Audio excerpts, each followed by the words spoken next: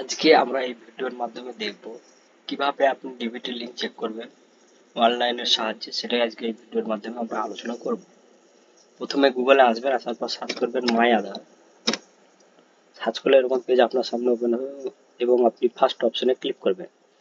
Click করার সঙ্গে সঙ্গে এরকম পেজ আপনার সামনে ওপেন হয়ে যাবে এবং আপনি দেখতে পাবেন এরকম পেজ আপনার সামনে ওপেন হয়ে যাবে এবং আপনি এই লগইন অপশন দেখতে পাচ্ছেন। এই লগইন অপশনে আপনি ক্লিক করবেন। ক্লিক করার সঙ্গে সঙ্গে আবার এরকম পেজ আপনার সামনে ওপেন হবে এবং আপনি যার ডিবিটি লিংক চেক করতে চাইছেন তার আধার নম্বরটা এখানে আপনি বসিয়ে দেবেন।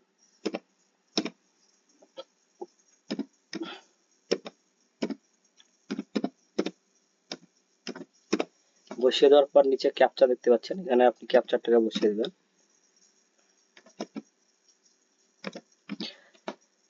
তারপর এই লগইন উইথ ওটিপি, এবং আপনি মনে রাখবেন যে এই আধার নম্বরটা আপনি এখানে লিখছেন সেই আধার কার্ডে অবশ্যই একটা মোবাইল নম্বর লিংক থাকতে হবে এবং সেই মোবাইলে আপনার ওটিপি যাবে এবং ওটিপিটা আপনি ওটিপির ঘরে বসিয়ে দেবেন।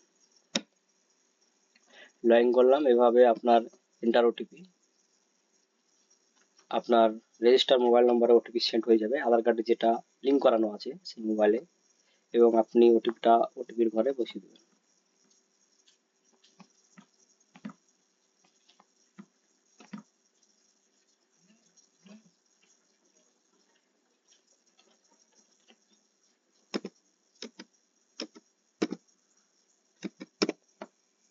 আমি এইভাবে ওটিপিটা বসিয়ে দিলাম এবং এই লগইন অপশন দেখতে পাচ্ছেন, এই লগইন অপশনে ক্লিক করলাম।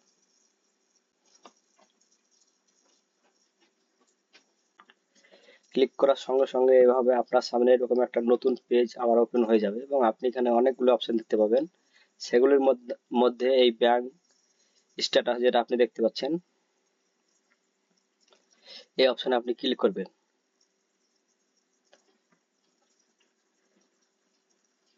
ক্লিক করলে এরকম পেজ আবার আপনার সামনে ওপেন হয়ে যাবে এবং আপনি এখানে দেখতে পাবেন এখানে আপনার আধার নম্বরের শেষ চারটে অক্ষর এখানে আপনাদের দেখাবে এবং আপনি এটা কোন ব্যাংকের সঙ্গে ডিবিটি লিংক করানো আছে সেই ব্যাংকের এখানে নেম দেখাবে এবং অ্যাক্টিভ, মানে এটা ব্যাংক অফ বরোদার সঙ্গে ডিবিটি লিংক করানো আছে এবং এটা অ্যাক্টিভ আছে, তার জন্য এটা দেখাচ্ছে। এবং যাদের করানো থাকবে না সেখানে এটা ইনঅ্যাক্টিভ দেখাবে এবং এখানে ব্যাংকের নাম শো হবে না।